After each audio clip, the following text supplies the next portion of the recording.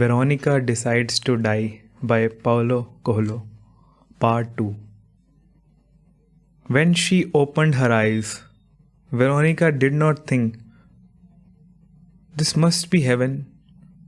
Heaven would never use a fluorescent tube to light a room, and the pain, which started a fraction of a second later, was typical of the earth. Oh, that earth pain, unique, unmistakable.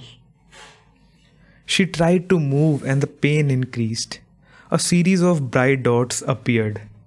But even so, Veronica knew that those dots were not the stars of paradise, but the consequences of the intense pain she was feeling. "She's coming round," she heard a woman say. "You have landed slap bang in hell, so you'd better make the most of it." No, it couldn't be true. That voice was deceiving her. It wasn't hell. Because she felt really cold and she was aware of the plastic tubes coming out of her nose and mouth. One of the tubes, the one stuck down her throat, made her feel as if she were choking. She made as if to remove it, but her arms were strapped down. "I'm joking, it's not really hell," the voice went on. "It's worse than hell. Not that I have ever actually been there. You are in Villette." Despite the pain and the feeling of choking, Veronica realized at once what had happened. She had tried to kill herself and someone had arrived in time to save her. It could have been one of the nuns, a friend who decided to drop by unannounced, someone delivering something she had forgotten she had ordered.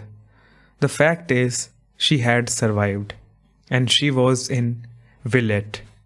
Villette, the famous and much feared lunatic asylum, which had been in existence since 1991, the year of the country's independence. At that time, believing that the partitioning of the former Yugoslavia would be achieved through peaceful means. After all, Slovenia had only experienced 11 days of war. A group of European businessmen had obtained permission to set up a hospital for mental patients in an old barracks, abandoned because of high maintenance costs. Shortly afterwards, however, the wars commenced, first in Croatia, then in Bosnia. The businessmen were worried. The money for the investment came from capitalists scattered all around the globe, from people whose name they didn't even know, so there was no possibility of sitting down in front of them, offering a few excuses and asking them to be patient. They resolved the problem by adopting practices which were far from commendable in a psychiatric hospital. And for the young nation that had just emerged from a benign communism, Villette came to symbolize all the worst aspects of capitalism. To be admitted to the hospital, all you needed was money. There was no shortage of people who, in their desire to get rid of some family member because of arguments over an inheritance or over that person's embarrassing behavior, were willing to pay large sums of money to obtain a medical report that would allow the interment of their problematic children or parents. Others, fleeing from debts or trying to justify certain attitudes that could otherwise result in long prison sentences, spent a brief time in the asylum and then simply left without paying any penalty or undergoing any judicial process.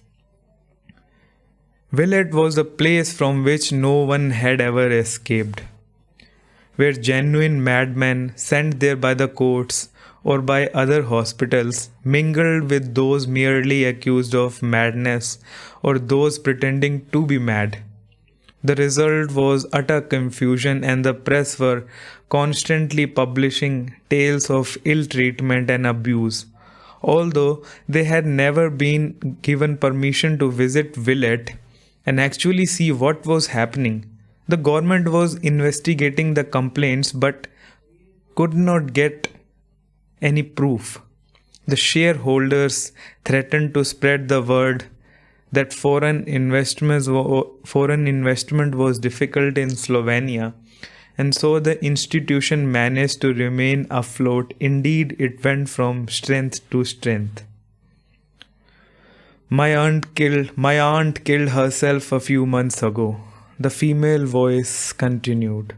For almost 8 years, she was too afraid to even leave her room, eating, getting fat, smoking, taking tranquilizers, and sleeping most of the time.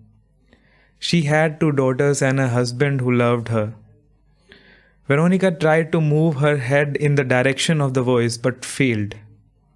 I only saw her fight back once when her husband took a lover.